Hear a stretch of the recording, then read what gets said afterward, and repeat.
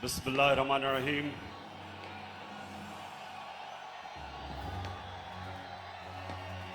अल्लाह तेरी इबादत करते हैं, तेरे से मदद मांगते हैं।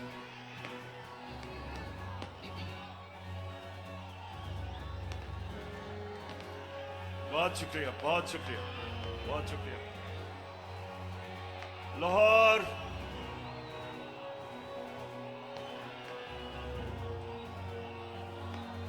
शुक्रिया, शुक्रिया। लाहौर मैं आपका जितना भी शुक्रिया अदा करूं वो कम है।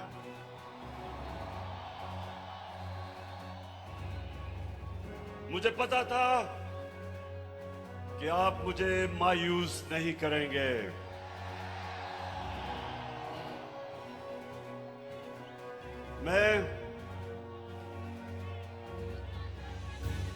मैंने कभी इतने बड़े जलसे के सामने खिताब नहीं किया।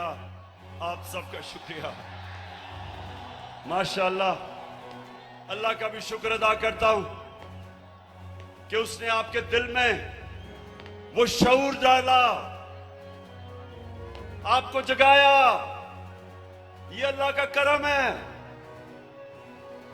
ये अल्लाह का खास करम होता है जब वो एक कौम को जगा देता है और एक इंसानों के हजूम को एक कौम बना देता है। ये अल्लाह तेरा लाख लाख शुक्र है। लाहौर में इधर पास ही मेयो हॉस्पिटल में पैदा हुआ था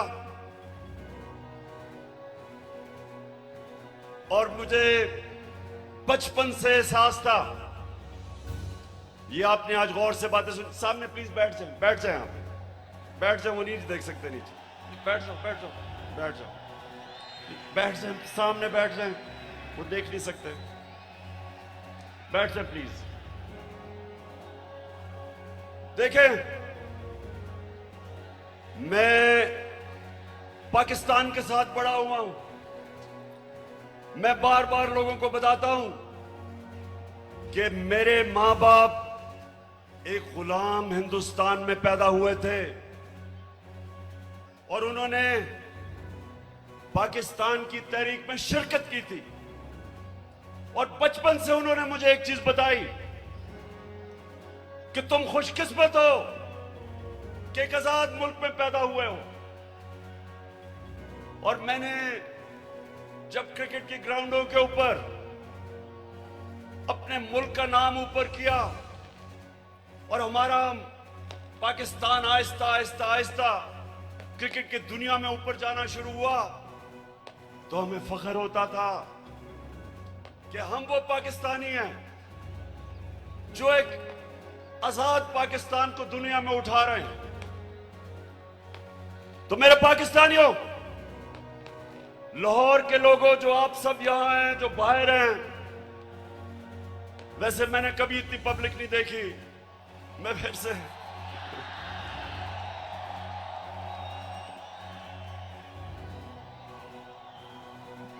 आप जितने भी लोग आज मेरी बात सुन रहे हैं, बड़े गौर से आज मेरी, क्योंकि मैंने आज आपको लाएमल देना है कि हमने ये ना गुलामी कबूल करनी है, ना ये इंपोर्टेड हुकूमत कबूल करनी है। और ये अब आपको पता चला है कि सिलेक्टेड हुकूमत क्या होती है। जो बाहर से सिलेक्ट होके लोगों के ऊपर मुसल्लत की जाती है, ये होती है सिलेक्टेड हुकूमत। जो डरती है इलेक्शन से, जो साजिशों से, जो पैसे लगा के, जमीन खरीद के, बाहर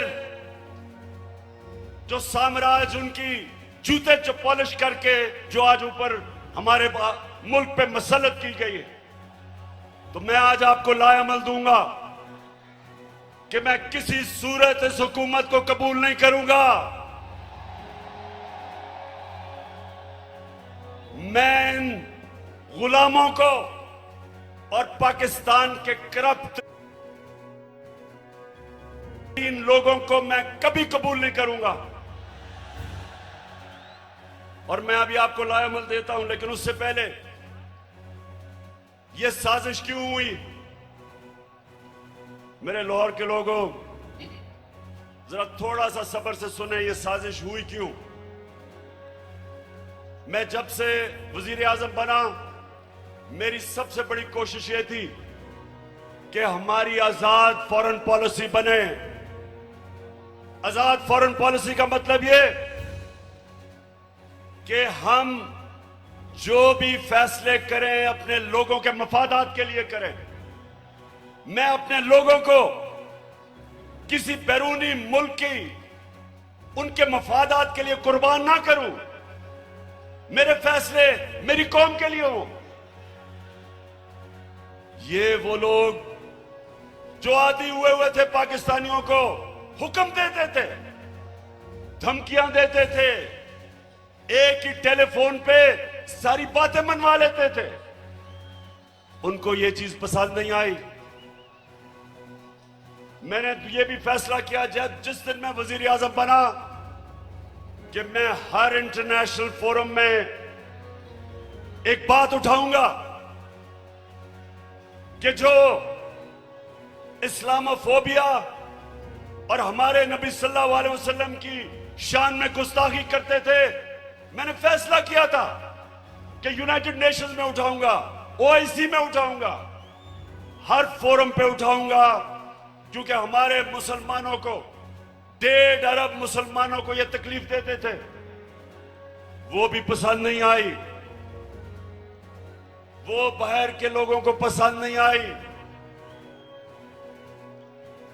और तीसरी चीज उनको क्या नहीं पसंद आई कि मैं जितनी भी फॉरेन पॉलिसी थी, चाइना से, रशिया से, मुसलमान ममालिक से, मेरी सबसे बड़ी कोशिश ये होती थी कि मेरी कौम को किसमें फायदा है।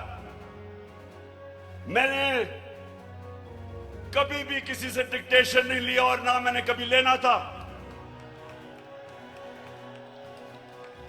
हुक्म किया कि रूस क्यों चले गए, हुक्म आया बाहर से कि आप रूस क्यों गए।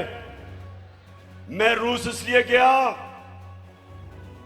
एक पाकिस्तान में गैस खत्म हो रही है, हमने उसे गैस का कॉन्ट्रैक्ट करना था, लेकिन 2 और चीजें, रूस हमें तेल 30% कम कीमत पे दे रहा था।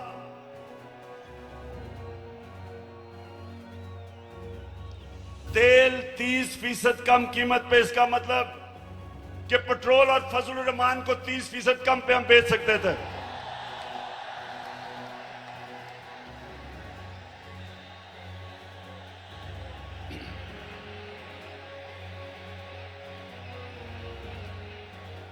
उसके अलावा हमें 20 लाख टन गंदम इंपोर्ट करनी थी रूस से, वो भी हमें 30% कम कीमत पे दे रहे थे।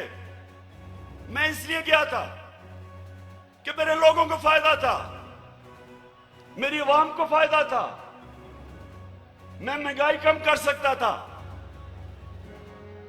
और ये देखें कि हिंदुस्तान जो अमेरिका का करीबी एलाई है, स्ट्रेटेजिक एलाई है, वो तेल मंगवा रहा है रूस से। उसको अमेरिका ने कहा कि ना तेल खरीदो, उसने आगे से सीधा जवाब दिया अमेरिका को कि हम अपने लोगों के मफादात के लिए फैसले करते हैं। यानी कि हिंदुस्तान की फॉरेन पॉलिसी उनके लोगों के मफादात के लिए, और हमारी फॉरेन पॉलिसी किसी और कौम की मफादात के लिए। यह भी पसंद नहीं आई बात, चाइना से ताल्लुकात वो भी पसंद नहीं आए, तो तब बाहर से साजिश होनी शुरू हुई। लेकिन ये याद रखें कि साजिश कभी मुकम्मल नहीं हो सकती जब तक अंदर मुल्क के मीर जाफर और मीर सादिक ना बैठे हों। मीर जाफर वो गद्दार था जिसने अंग्रेजों के साथ मिलके मुसलमानों की हुकूमत, सिराजुद्दौला की हुकूमत गिराई जाती मफादात के लिए। और मीर सादिक वो था, निजाम हैदराबाद के साथ मिलके, अंग्रेजों के साथ मिलके टीपू सुल्तान को इन्होंने हरवाया। यहां भी मीर सादिक और मीर जाफर बैठे हुए थे जिन्होंने बाहर की साजिश में पूरा हिस्सा लिया।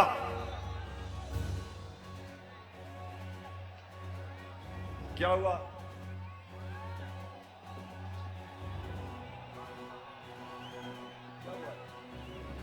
अच्छा सुना जरा, हो जाएगा ठीक। तो ये साजिश बाहर से हुई, अंदर मीर जाफर और मीर सादिक बैठे थे, अंदर थ्री स्टूजेस बैठे हुए थे, इन्होंने इनके साथ मिले। और भी इसके अंदर लोग मुलव्वस थे।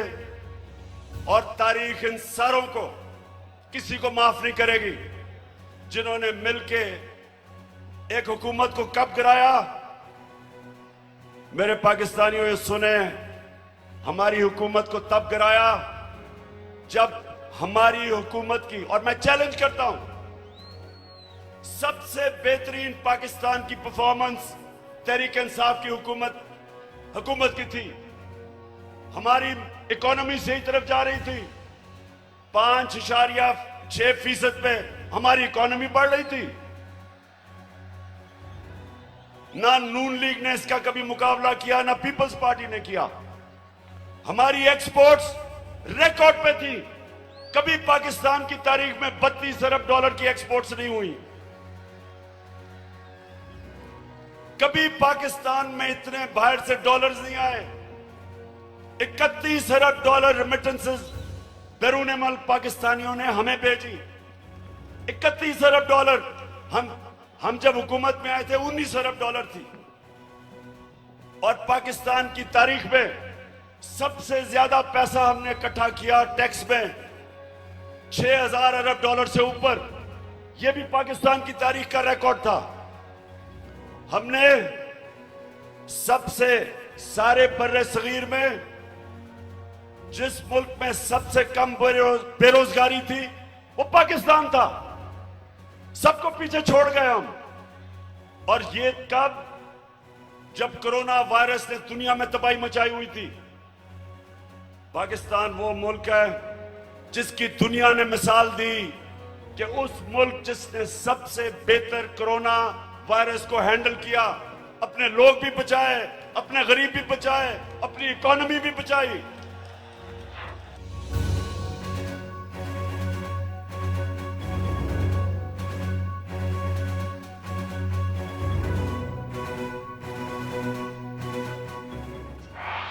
और अपने किसानों को, लाहौर के लोगों सुनो,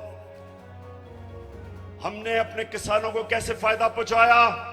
शुगर माफिया जो किसानों को कीमत पूरी नहीं देता था, टाइम पे पैसे नहीं देता था, क्योंकि सारे ताकतवर सियासतदान दोनों पार्टीज में शुगर माफिया का हिस्सा थे।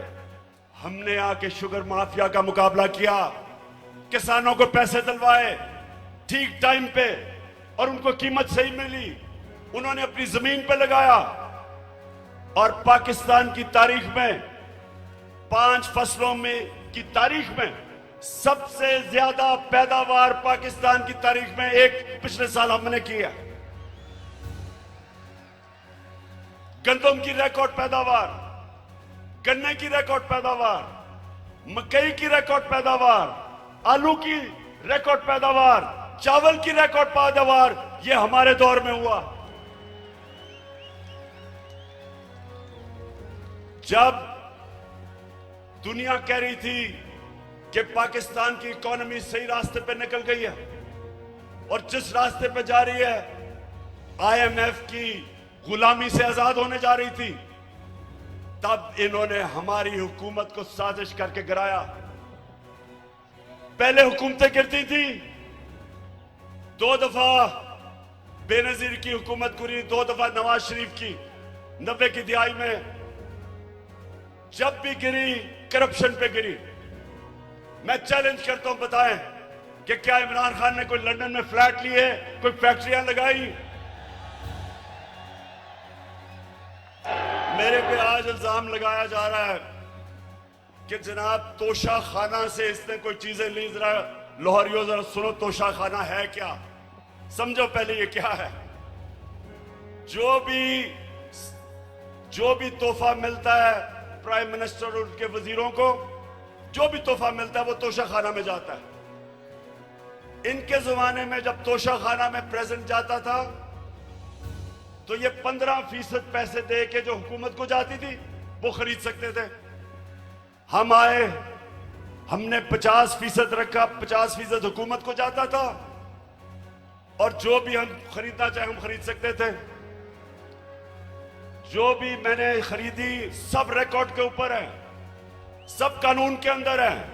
और आज मैं आप सबको यह भी बता दूं कि मैंने उन पैसों से जो मेरे घर के नीचे सड़कें जो आम लोगों को भी फायदा पहुंचाती थी वो तोशा खाना के पैसे से सड़क ठीक की, हुकूमत का पैसा नहीं लिया।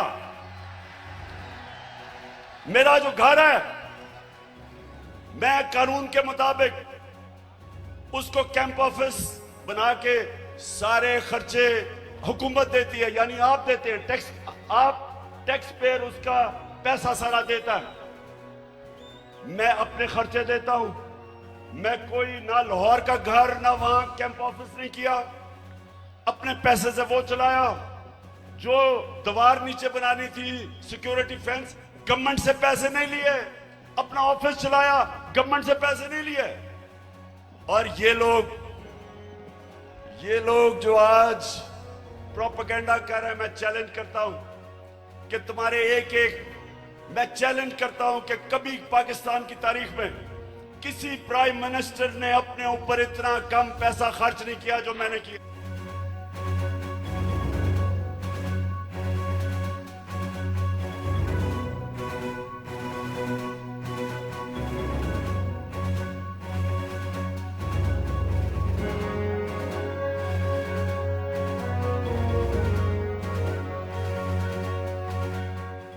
एक और वजह कि बाहर से साजिश हुई।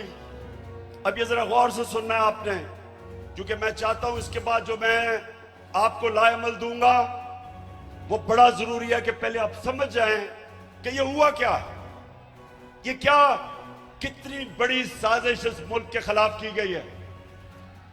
एक और हमारे साम्राज्य जो बाहर बैठे हुए हैं, एक और मसला क्या था कि मैं पहले दिन से, जिस दिन जनरल मुशर्रफ घुटने टेक गया एक टेलीफोन कॉल की अमेरिका से और उनकी जंग में लेके गया, मैं पहले दिन से इसके खिलाफ था। हर फोरम पे मैंने कहा कि ये हमारी जंग नहीं है।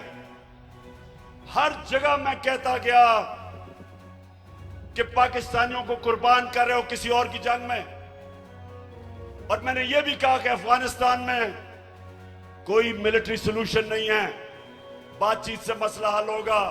मुझे बुरा भला कहा गया, तालिबान खान कहा गया, मुझे कहा मैं दहशतगर्दों के साथ हूं, मेरी पूरी कैरेक्टर असैसिनेशन हुई। लेकिन मैं क्यों कह रहा था कि हमारी जंग नहीं है?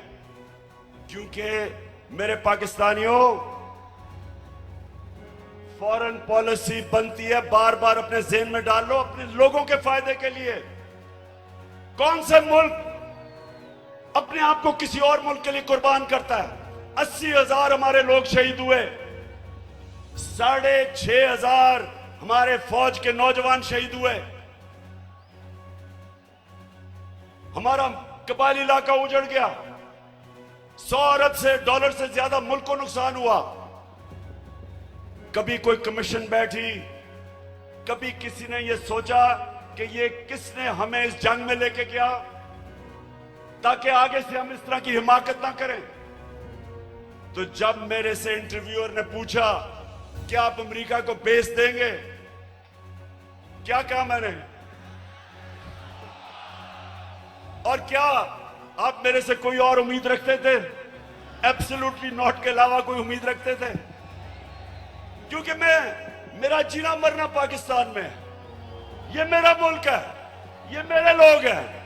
मैं क्यों अमेरिका के लिए अपने लोगों को कुर्बान करूं? तो ये भी उनको तकलीफ थी। उनको चाहिए थे चेरी ब्लॉसम बूट पॉलिश करने वाले, जो कहता कि बेगर्स आर नॉट चूजर्स, यानी कि क्योंकि हम मकरूज हैं, हम गुलाम हैं, हम आपके जूते पॉलिश करेंगे। पाकिस्तानियों, ये याद रखो, मैं बार बार आपको एक चीज कहता हूं, कभी कभी किसी जमात को वोट ना दो जिनके लीडर्स के पैसे जायदादें मुल्क से बाहर पड़ी हैं, कभी उनको वोट ना दो।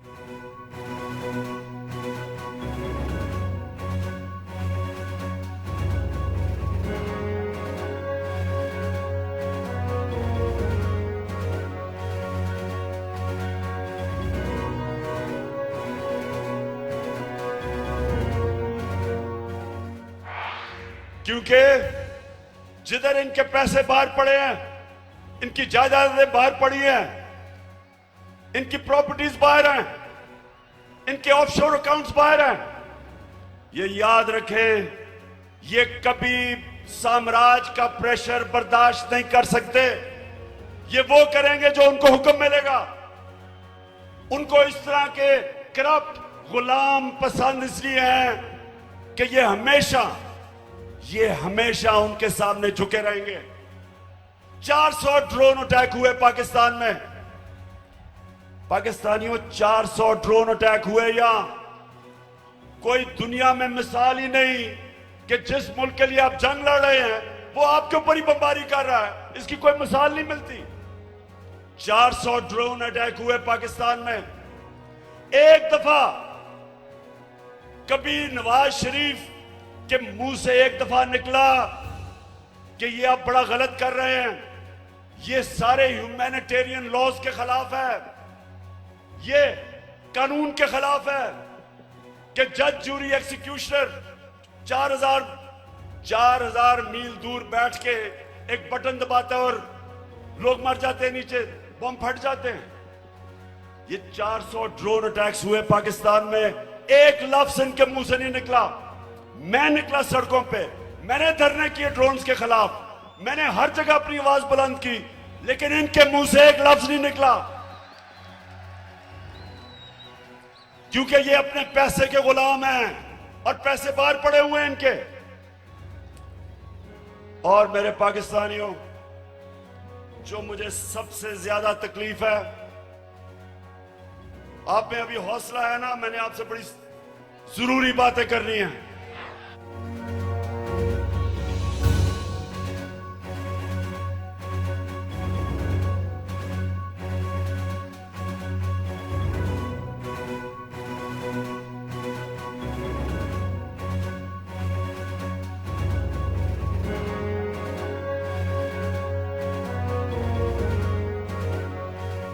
तो हुआ क्या, बाहर से साजिश प्लान हुई, अंदर मीर जाफर बैठे हुए थे।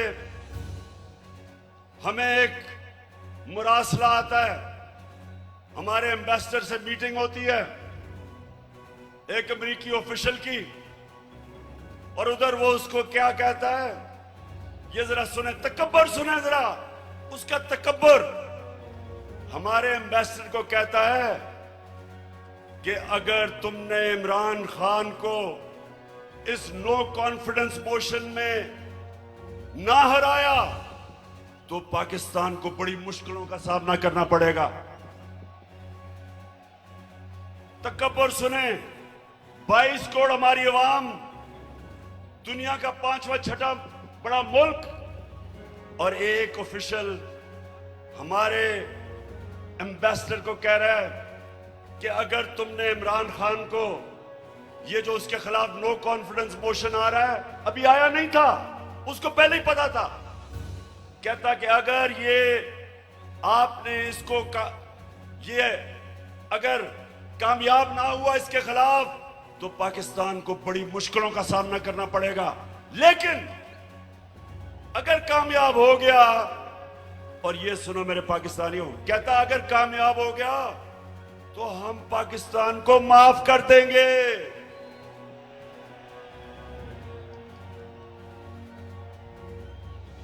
हमने क्या जुर्म किया कि वो हमें माफ कर देगा? कि क्या ये जुर्रत की कि हम रूस चले गए अपने मुल्क की खातिर, या ये कहा कि हम आपको बेस नहीं देंगे? तो मेरे लाहौर के लोगों, ये याद रखो कि उनको ये किधर से गलत आदतें पड़ी। हिंदुस्तान को क्यों नहीं ये कहते? इनकी जुर्रत है हिंदुस्तान के प्राइम मिनिस्टर को वहां, अच्छा प्राइम मिनिस्टर मैं हूं, ये सुना जरा, चीफ एग्जीक्यूटिव पाकिस्तान का मैं हूं, और मैसेज ये किसको दे रहे हैं? किसको कह रहे हैं किसको हटा दो? बताएं किसको कह रहे हैं? प्राइम मिनिस्टर तो मैं था।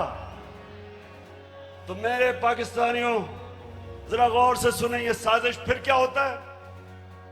एकदम अगले दिन अदम एतमाद की वो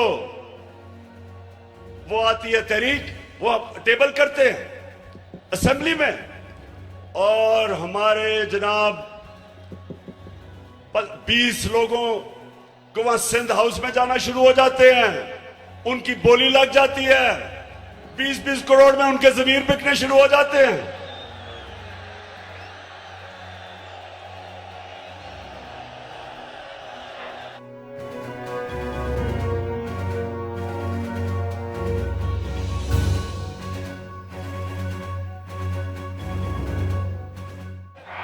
और फिर जो हमारे इत्तेहादी हैं, मैं मुंह ने सिलाई आज आपको खराज तहसीन पेश करता हूं, आप वाहिद रह गए, बाकी सारे चले गए। मैं तो देखूंगा उनकी कीमतें लगी, बोलियां लगी, जैसे बकरा ईद पे बकरे बिकते हैं। बंद किया जनाब उनको सिंध हाउस के अंदर, सिंध से पुलिस लेके आए। सोचे ये पाकिस्तान में हो रहा है। मैं अपनी आज बड़े अदब से मैं अपनी अदालतों से पूछता हूं कि क्या ये आइन के खिलाफ नहीं है, ये कानून के खिलाफ नहीं है कि बिक रहे हैं बकरों की तरह? अवाम से वोट लेके आए हमारे टिकट पे, और वहां जाके उनकी बोलियां लग गई। यानी ये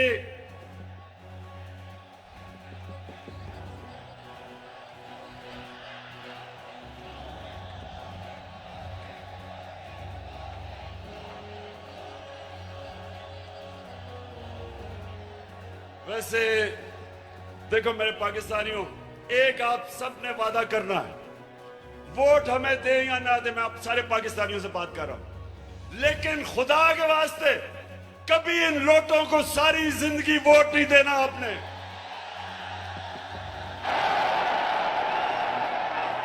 जमीर फरोशों को, जिनका ना कोई दीन है ना ईमान है ना उनमें शर्म है, कि सारी जिंदगी उनके बच्चों के ऊपर धब्बा लगेगा कि ये हैं वो लोग जिन्होंने अपने आप को बेचा, अपने जमीरों को बेचा।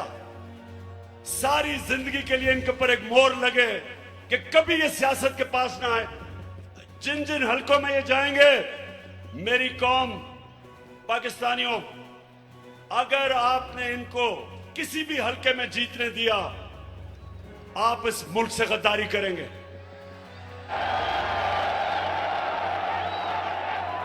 और फिर जो होता है वो तारीख का हिस्सा है। अदालतें भी 12 बजे खुल जाती हैं।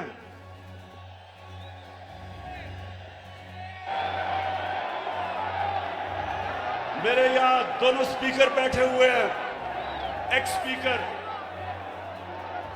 असद कैसर भी बैठा हुआ है और कासिम सूरी, दोनों हीरो हैं।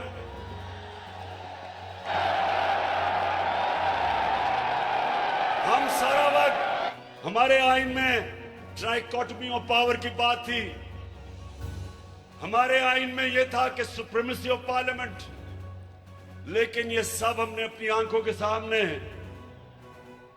हमने सब ये इसको जाते देखा, और हमने फिर ये देखा, और ये सबसे तकलीफदेह चीज है पाकिस्तानियों, जरा मेरी ये बात सुननी है। सबसे तकलीफदेह चीज क्या है कि इस मुल्क के सबसे बड़े डाकू 30 साल से जो इस मुल्क को लूट रहे थे, जिनके ऊपर करप्शन के केसेस थे, जो जमानत पे थे, उनको इस कौम के ऊपर मुसल्लत किया गया।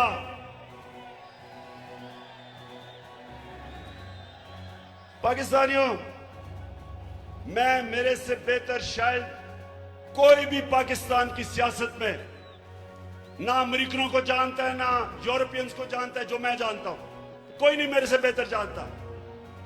उनके अपने मुल्कों में ये कोई तसव्वुर भी नहीं कर सकता, कोई सोच भी नहीं सकता कि एक आदमी जमानत पे हो, उसको पार्लियामेंट तो दूर की बात है, उसको चपड़ासी भी बना दे। या उन्होंने हमारा प्राइम मिनिस्टर बना दिया और उसके बेटे को, जो सारा लाहौर जानता है कि हर एक एक चीज के ऊपर रिश्वत लेता था, उसको चीफ मिनिस्टर का कैंडिडेट बना दिया। मैं ये सोचता हूं, आज मेरे पाकिस्तानियों सुनो जरा, मैं ये सोचता हूं क्योंकि मैं उन माशरों को बड़ी अच्छी तरह जानता हूं कि वो हमें कितनी हकारत से देखते हैं, हमें वो क्या समझते हैं कि चोरों के हमारे ऊपर मुसल्लत कर दिया। खुद सोचो, 20 साल ये जो आज बैठे हुए हैं, ये एक दूसरे को चोर कहते रहे हैं। क्या ये चेरी ब्लॉसम ने नहीं कहा था कि मैं आसिफ जरदारी का पेट फाड़ के पैसा निकालूंगा? ये क्या लोगों को बेवकूफ समझते हैं? क्या नवाज शरीफ ने 2 दफा आसिफ जरदारी को जेल में करप्शन पे नहीं डाला था? और क्या आसिफ जरदारी ने हुदैबा पेपर मिल का अरबों रुपए का केस नवाज शरीफ और शहबाज शरीफ पर नहीं किया था? और क्या ये दोनों मिलके फजल रहमान को डीजल नहीं कहते थे?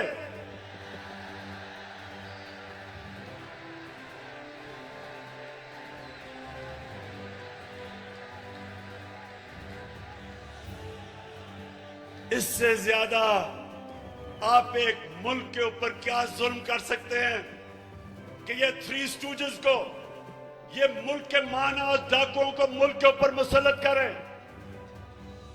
मैं आपको आज ये बता रहा हूं, जब तक मैं जिंदा हूं मैं इनका मुकाबला करूंगा, मैं कभी इनको तस्लीम नहीं करूंगा।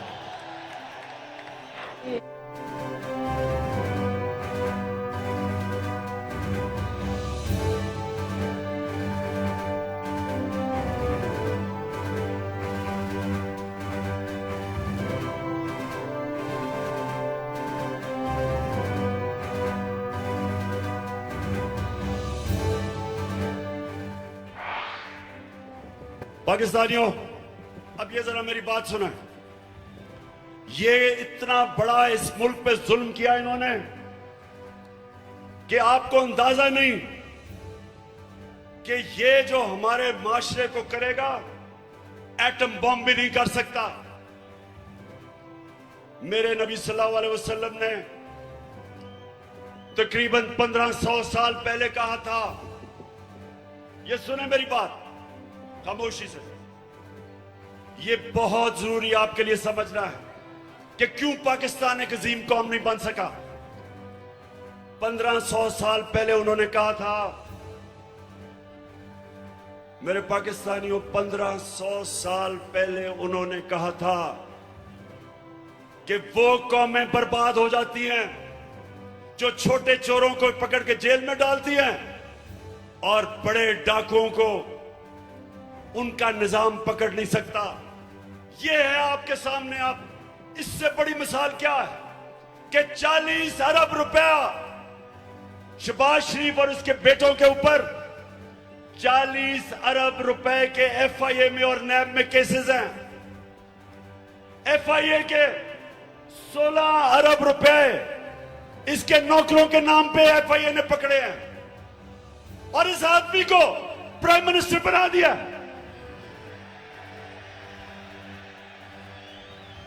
मैं आज सारी दुनिया से पूछता हूं, अपनी सारी कौम से पूछता हूं, कि मुझे ये बताएं आप कि वो जो FIA के, और मैं उनको खराज तहसीन पेश करता हूं FIA के ऑफिसर्स को, जिन्होंने इसके केस निकाले और पकड़े।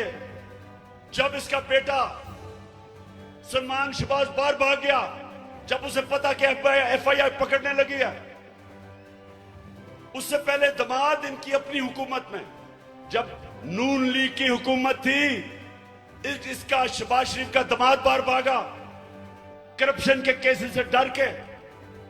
नवाज शरीफ के दोनों बेटे बाहर भागे क्योंकि वो बता नहीं सकते थे कि अरबों रुपए की प्रॉपर्टीज इनके पास लंदन में किधर से आई।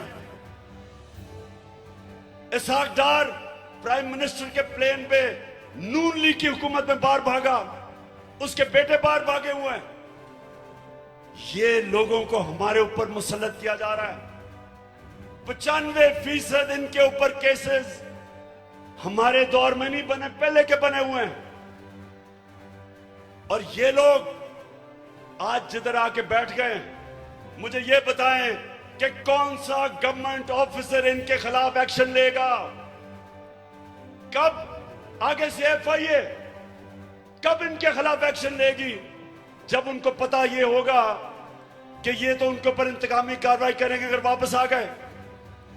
अब सोचें, कहीं दुनिया में होता है कि वो FIA जिसने इसके ऊपर केसेस निकाले हैं, ये उसी के ऊपर आके बैठ गया और सबसे पहले इसने उस दिलेर ज़हीन ऑफिसर को फारग किया जिसने इसके केसेस पकड़े थे।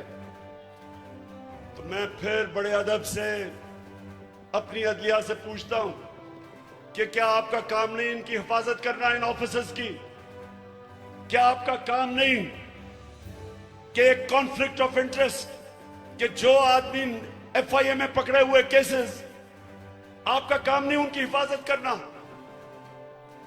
तो पाकिस्तानियों, मैं आज आपके सामने एक और बात कहता हूं। 3.5 साल मैं हुकूमत में कोशिश करता रहा कि इनके केसेस आगे बढ़े। 3.5 साल में कोशिश करता रहा। पुराने केसेस हैं इनके, जरदारी के ऊपर अरबों रुपए के केस थे, उसकी और उसकी वो जो पता चला कि वो जिस कैलिबरी फॉन्ट से लिखी गई थी वो उस 2006 में आई नहीं थी। नकल में भी अकल चाहिए। और फिर इनके लाहौर में जो इन्होंने लूट मार की LDA में, हर थोड़ी देर के बाद आग लगती है और उनके रिकॉर्ड जल जाते हैं। तो तुम्हारा ख्याल है शहबाज शरीफ कि हम तुम्हारी कोई कमीशन मानेंगे? हम सिर्फ एक कमीशन मानेंगे, सुप्रीम कोर्ट के अंदर ओपन हेयरिंग हो, जिस तरह धांधली के ऊपर कमीशन बनी थी, ओपन हेयरिंग हो, मीडिया के सामने हो, ताकि सबको पता हो कि कितनी बड़ी साजिश हुई है पाकिस्तान से। और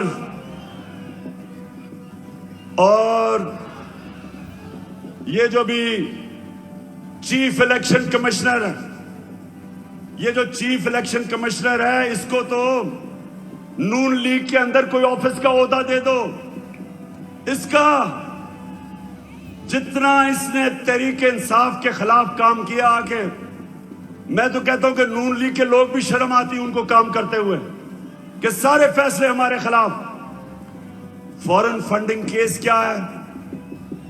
हमें बैरून मुल्क पाकिस्तानियों ने पैसे भेजे, वो पाकिस्तानी जो कि 31 अरब डॉलर इस मुल्क को भेजते हैं जिस पे पाकिस्तान चलता है, वो फॉरेन फंडिंग नहीं है।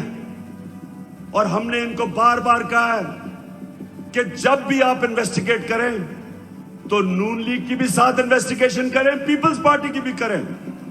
और लाहौर के लोगों, मैं आपके सामने दावा करता हूं कि जब भी हमारी सामने इन्वेस्टिगेशन होगी, दूध का दूध पानी का पानी हो जाएगा। एक पार्टी होगी पाकिस्तान की तारीख में जो पॉलिटिकल फंड रेजिंग करती है, लोगों से पैसे इकट्ठे करती है। इनके पैसे वो बिजनेसमैन देते हैं जिनके साथ मिलकर ये पैसे बनाते हैं, उनको कॉन्ट्रैक्ट्स दिलवाते हैं, फिर उनसे पैसे लेते हैं। एक एक का नाम भी मुझे पता है, उनसे पैसे लेते हैं। इनके पास कोई फंड रेजिंग का तरीका नहीं है। तो मैं चैलेंज करता हूं कि अगर हिम्मत है तो हम तीनों के इकट्ठे केस सुनो, ताकि सारी कौम को पता हो, सारी कौम के सामने आए कि किससे सही मायने में पैसे इकट्ठे करें और कौन 2 नंबरी से पैसे इकट्ठे करता है। वतन की हालत को सुधारो।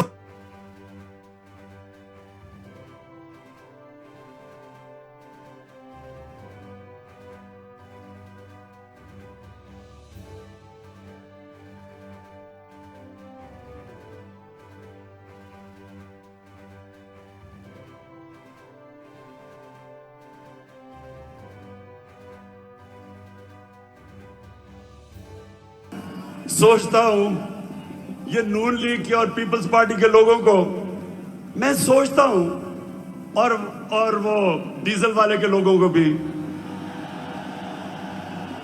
कि मुझे ये बताएं कि कोई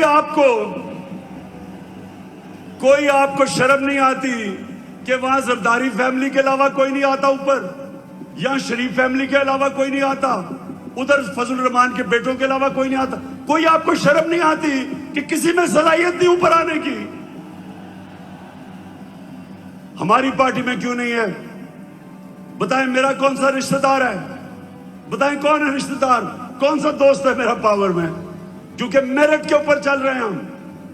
ये खानदानी पार्टीज, मैं इनके ऊपर हैरत मुझे होती है कि क्यों नहीं इनको अजीब लगता कि वो एक बच्चे को बाहर से उर्दू उसको पूरी आती नहीं, उसके सामने बड़े बड़े झुके हुए होते हैं। वो जब नवाज शरीफ प्रेसिडेंट ओबामा को मिला पर्चियां पकड़ के, तो जिसकी काम पे टांग रही थी, 14 साल हो गए उर्दू नहीं आ रही सही तरह, करते करते में फर्क ही नहीं पता चलता उसको। तो दूसरी तरफ वो मरियम तैयार है, जिसने जिंदगी में 1 घंटे का काम नहीं किया, वो तैयार बैठी है, उसका बेटा तैयार बैठा है, उनके रिश्तेदार तैयार बैठे हैं सबके। तो कोई इनके लोगों को कोई एहसास नहीं कि ये हैं कौन, इनकी सलाहियत क्या है सिवाय चोरी करने के, कि इनके अलावा कोई ऊपर ही नहीं आ सकता।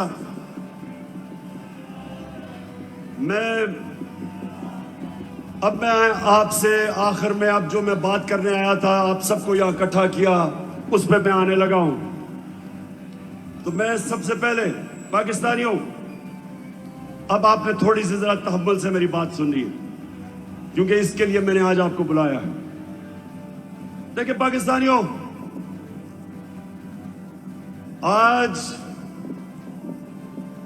आज वो दिन है 84 साल पहले। वो काफी दिनों से आ रही है, ये मुझे अभी टेक्निकली मिल रही है। मुझे एक यूजर ने बताया कि मेरे इसमें ये प्रॉब्लम आ रही है, तो जस्ट मैंने मेरे भी इसमें देख।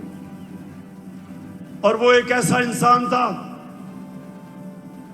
शायद ही कोई ऐसा ज़ेन 500 साल में मुसलमान दुनिया में आया हो। और इलामा इकबाल की जो पूरी कोशिश थी कि एक गुलाम कौम को उठाए, जिंदा करे गुलाम कौम को, उनकी इतनी शायरी है। लेकिन जो मुझे सबसे ज्यादा पसंद है, और आज जो मैं एक फिक्रा कहना चाहता हूं, कि उस रिस्क से मौत अच्छी है जिस रिस्क से परवाज में आती है कोताही।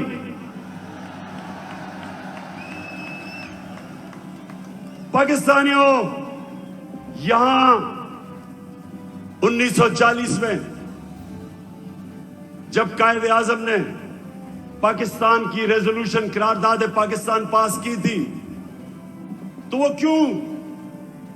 क्यों एक इतनी बड़ी ख्वाब उन्होंने यह अनाउंस की थी कि हिंदुस्तान के मुसलमानों ने फैसला किया कि हम एक आजाद मुल्क में रहना चाहते हैं। ये पाकिस्तान सिर्फ इस खित्ते के मुसलमानों के लिए नहीं था। जो हिंदुस्तान में मुसलमान जो नहीं पाकिस्तान आ सके, उन्होंने भी वोट दी पाकिस्तान के लिए, क्योंकि पाकिस्तानियों बड़ी ख्वाब का नाम था पाकिस्तान। और पाकिस्तान का जो नारा था पाकिस्तान का मतलब क्या? मैं ये चाहता हूं आज कि पहले आप ला इलाहा इल्लल्लाह का मतलब सही माने में समझ लें। ला इलाहा इल्लल्लाह का मतलब यह है कि वो एक इंसान को आजाद कर देता है, एक छोटे इंसान को एक अजीम इंसान बना देता है। मौलाना रूमी ने कहा कि अल्लाह ने जब तुम्हें पर दिए, क्यों चूंटियों की तरह जमीन में रेंग रहे हो? क्योंकि ला इलाहा इल्लल्लाह इंसान को पर देता है। जब इल्लामा इकबाल कहता है कि परवाज में कुताई ना आए, तो कुताई तब आती है जब इंसान गुलामी करता है।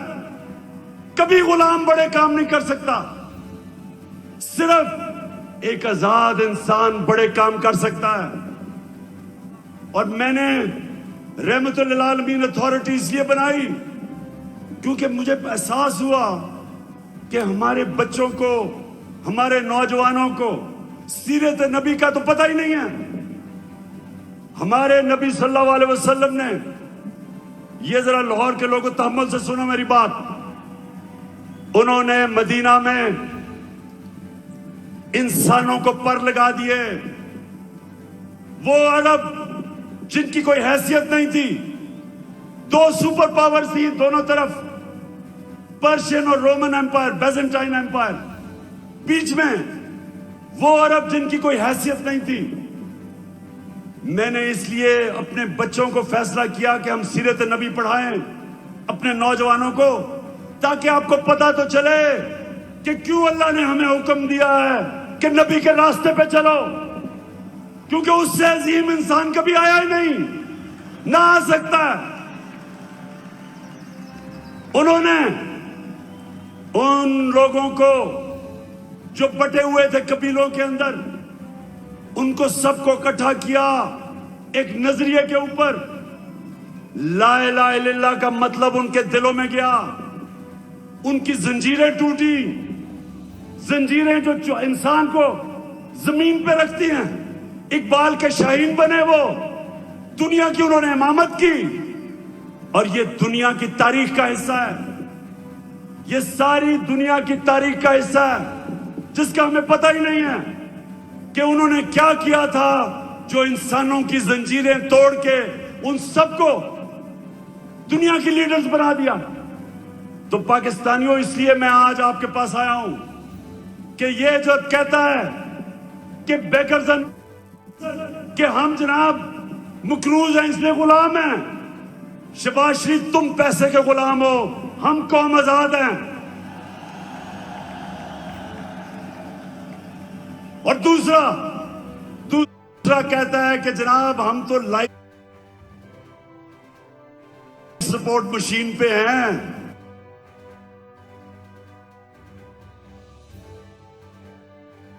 अमेरिका जब चाहे बंद कर दे। शर्म करो, शर्म करो कि 22 करोड़ लोगों को तुमने गुलाम बना के रख दिया, क्योंकि तुम खुद गुलाम हो, तुम्हारे पैसे बाहर पड़े हैं, अपने पैसों की पूजा करने वाले तुमने। हम जो एक बड़ी अजीम ख्वाब पाकिस्तान जो बनना था, आपने हमें चूंटियों की तरह जमीन पे रखा हुआ है। मैं आज आपको आजाद करने आया हूं। मैं आप आज से अहद लेने आया हूं कि हमने इकबाल का शाहीन बनना है। हमने किसी सूरत किसी के सामने झुकना नहीं है।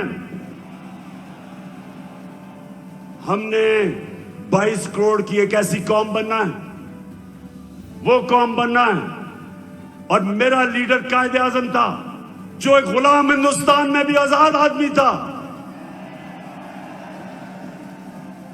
तो पाकिस्तानियों, मैं चाहता हूं कि आप अपना मुकाम समझे। कुरान में अल्लाह कहता है कि मैंने इंसान को अशरफुल मखलूकात बनाया, सबसे अजीम मखलूक। फरिश्तों को कहा कि इस्लाम इंसान के सामने झुको। शैतान को उन्होंने जन्नत से निकाला एक वजह से, इबादत तो वो सबसे ज्यादा करता था अल्लाह की, क्योंकि उसमें तकब्बर था, कहता मैं इंसान के सामने नहीं झुकता। और अल्लाह ने उसे कहा कि तुम्हें भी अंदाजा नहीं कि मैंने इसको क्या सलाहियतें दी हैं। और कुरान में फिर ये भी है, जब इंसान ऊपर जाता है तो फरिश्तों के उससे ऊपर चला जाता है, लेकिन जब वो गिरता है जानवरों से नीचे गिर जाता है। हमारे ऊपर है, हम ऊपर जाना चाहते हैं या जमीन पर रेंगना चाहते हैं। पाकिस्तानियों, आप एक दफा फैसला कर लें। जब आप फैसला करेंगे कि हम किसी सूरत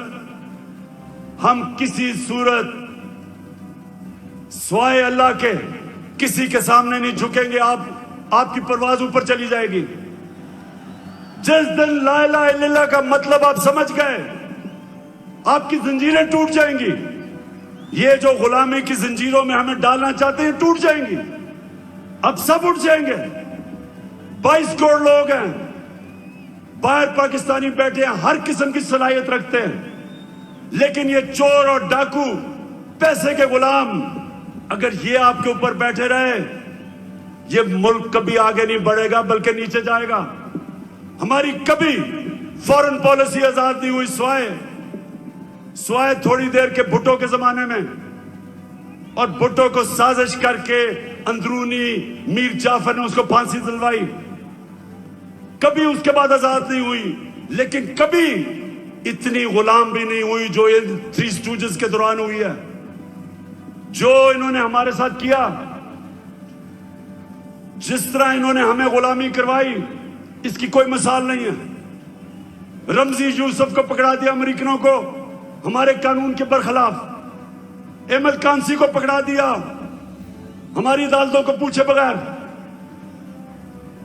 एमएल कांसी के वकील ने अमेरिका की अदालत में क्या कहा जब उन्होंने पूछा जज ने कि क्यों पाकिस्तान के कानून के बगैर आप इसको उठा के ले गए, तो उसका वकील कहता कि पाकिस्तानी अपनी वालदा को बेच देंगे डॉलरों के पीछे। और वो किसका दौर था? नवाज शरीफ का दौर था। हम नहीं बेचेंगे, ये नवाज शरीफ बेच देगा, पैसे का पुजारी है। फिर जनरल मुशर्रफ का दौर आया। 9/11 के बाद इसने पकड़ पकड़ के पाकिस्तानियों को ग्वांटानामो बे में दे दिए। मुल्ला ज़ईफ तालिबान का एम्बेसडर था। जिनीवा कन्वेंशन के मुताबिक उसको प्रोटेक्शन थी, उन्होंने उसके बावजूद पकड़ा दिया, उनको ग्वांटानामो बे में भेज दिया। हमारे मुल्क से लोगों को उठा उठा के ले गए। हम जंग उनकी लड़ रहे हैं और दुश्मन हम ही बने हुए हैं। 400 ड्रोन अटैक्स करवा दिए, कबायली इलाके को उजाड़ दिया। जो कबायली इलाके के लोगों को मुश्किलों का सामना करना पड़ा, आप सोच भी नहीं सकते। 35 लाख लोगों ने नकल मकानी की वहां से, 40 लाख लोगों ने स्वाद से नकल मुकानी की। या मेरे 2 एक्स मिनिस्टर्स बैठे हुए हैं। मुराद सईद, इसकी वालदा को एक उसी जंग में स्वाद में जब बम फटा तो उसकी वालदा के सर पे लगा, अभी तक वो कोमा में है, सालों से वो कोमा में पड़ी हुई है। यहां सरताज गुल है, उसका भाई यहां खुदकुश हमले में लाहौर में वो बेचारा शहीद हुआ। मेरे माँ और वालिद की तो दोनों तरफ से, एक जनरल बिलाल शहीद हुए वालदा की तरफ से, और न्याजी हमारे मियाँ वाली से शहीद हुए। 80,000 हमारे लोग मारे गए। क्यों? पाकिस्तान की जंग से क्या ताल्लुक था? क्योंकि गुलाम बैठे हुए थे। हमें कुर्बान किया गया किसी की खातिर और हमें दुनिया में जिल्लत मिली। उसामा बिन लादेन को पाकिस्तान में आके इन्होंने खत्म किया। कोई 3 दिन कोई बोला नहीं। प्रेसिडेंट ओबामा अपनी किताब में लिखता है कि मुझे बड़ा खौफ था कि मैं सदर जरदारी को जब टेलीफोन करूंगा वो बड़ी मुजम्मत करेगा कि तुमने हमारे मुल्क में आके ये किया क्या। कहता जब 3 दिन के बाद मैंने जरदारी को टेलीफोन किया तो कहता मुझे मुबारक देनी शुरू कर दी उसने।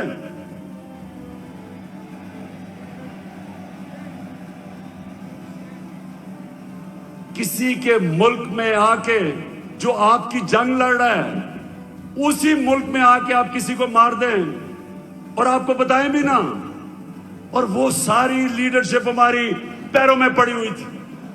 पाकिस्तानियों याद रखें, कभी आपकी कभी दुनिया इज्जत नहीं करेगी जब तक आप अपनी खुद इज्जत नहीं करेंगे। तो मैं आज आपके पास जो पैगाम लेके आया हूं वो ये कि हमने फैसला किया है कि पाकिस्तान की हकीकी आजादी की तहरीक चलाना। हमारे ये मुखालिफ समझते हैं कि जी मीनार पाकिस्तान के बाद क्या होगा। कान खोल के सुन लो,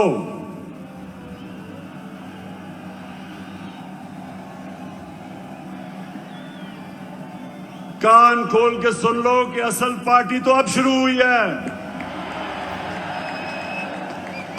डट के खड़ा है अब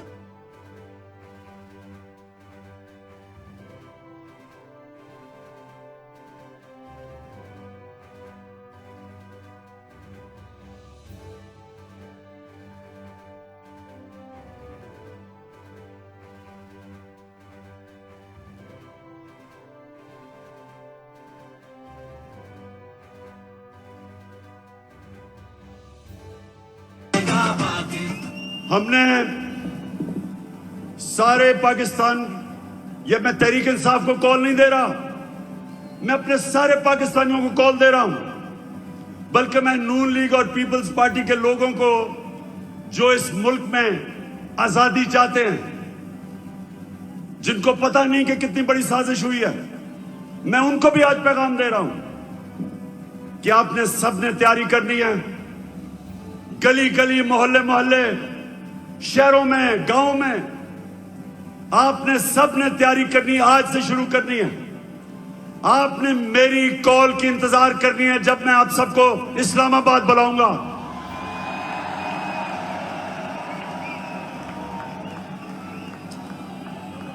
मैं आज ये वाजे कर दूं कि मैं किसी किस्म का तसादुम नहीं चाहता। ये मेरा मुल्क है, मेरे कोई इस मुल्क के बाहर जाने की जगह नहीं। ये तो जब भी थोड़ी मुश्किल आती है बाहर भाग जाते हैं। ऐसे लगता है कि ये बरतानिया की क्वीन को इनके रिश्तेदार है, सारे वहीं भाग जाते हैं। वो इसहाक डार, वो यहीं इधर ही पुराने शहर में उसका बाप की साइकिलों की दुकान थी, बड़ा मेहनत का आदमी था, लेकिन आजकल उनको जरा देखें, लगता है वो कोई बरतानिया का लॉर्ड था। तो ये वो लोग हैं, ये वो लोग हैं जब मुश्किल पड़ती है बाहर भाग जाते हैं। हमारा मेरा जीना मरना पाकिस्तान है। किसी किस्म का मैं तसादुम नहीं चाहता अपने मुल्क में। हमारी फौज है, हमारी पुलिस है, और फौज का भी मैं ये कह दूं कि अगर हमारे पास एक ताकतवर फौज ना होती तो आज पाकिस्तान के 3 टुकड़े हुए होते। हमारे जो दुश्मन हैं वो सिर्फ इसलिए कामयाब नहीं हुए कि माशाअल्लाह हमारी कौम अपनी फौज के साथ खड़ी है। हमारी फौज ने एक गलत फैसला मुशर्रफ ने किया, गलत फैसला उसने किया, लेकिन हमारी फौज ने जिस तरह की कुर्बानियां दी, वो कुर्बानियां ना देते तो आज पाकिस्तान का भी वो जो शाम और इराक का हाल है वो होता। तो हम आज दाद देते हैं अपनी फौज को, अपनी पुलिस को। हम चाहते हैं कि हमारी पुलिस भी एक मजबूत पुलिस फोर्स बने। हम कोई किसी किस्म की इस मुल्क को नुकसान नहीं पहुंचाना चाहते, लेकिन हम किसी सूरत इस इंपोर्टेड हुकूमत को तस्लीम नहीं करेंगे। जो भी वो इसहाक डार, वो यहीं इधर ही पुराने शहर में उसका बाप की साइकिलों की दुकान थी, बड़ा मेहनत कश आदमी था, लेकिन आजकल उनको जरा देखें, लगता है वो कोई बर्तानिया का लॉर्ड था। तो ये वो लोग हैं, ये वो लोग हैं जब मुश्किल पड़ती है बाहर भाग जाते हैं। हमारा मेरा जीना मरना पाकिस्तान है। किसी किस्म का मैं तसादम नहीं चाहता अपने मुल्क में। हमारी फौज है, हमारी पुलिस है, और फौज का भी मैं ये कह दूं कि अगर हमारे पास एक ताकतवर फौज ना होती तो आज पाकिस्तान के 3 टुकड़े हुए होते। हमारे जो दुश्मन हैं वो सिर्फ इसलिए कामयाब नहीं हुए कि माशाअल्लाह हमारी कौम अपनी फौज के साथ खड़ी है। हमारी फौज ने एक गलत फैसला मुशर्रफ ने किया, गलत फैसला उसने किया, लेकिन हमारी फौज ने जिस तरह की कुर्बानियां दी, वो कुर्बानियां ना देते तो आज पाकिस्तान का भी वो जो शाम और इराक का हाल है वो होता। तो हम आज दाद देते हैं अपनी फौज को, अपनी पुलिस को। हम चाहते हैं कि हमारी पुलिस भी एक मजबूत पुलिस फोर्स बने। हम कोई किसी किस्म की इस मुल्क को नुकसान नहीं पहुंचाना चाहते, लेकिन हम किसी सूरत इस इंपोर्टेड हुकूमत को तस्लीम नहीं करेंगे। जो भी हो, ये जब समझते हैं कि ये तहरीक खत्म हो जाएगी, तहरीक अभी जोर पकड़ेगी। मैंने अपनी सारी पार्टी के बड़े बड़े सीनियर्स को कहा है कि इन्होंने निकल जाना है सारे पाकिस्तान में। आपने जाके लोगों को तैयार करना है, अपनी हकीकी आजादी की तहरीक में सबको शामिल करना है। आपने अपने इलाकों से निकल के, और सीनियर लीडरशिप ने पाकिस्तान के उन इलाकों में जाना है ताकि लोग तैयार हों, मेरी कॉल की इंतजार करें। और मैं सिर्फ एक चीज चाहता हूं, कोई और चीज नहीं चाहता। मैं चाहता हूं कि जल्दी से जल्दी इलेक्शन अनाउंस किए जाएं।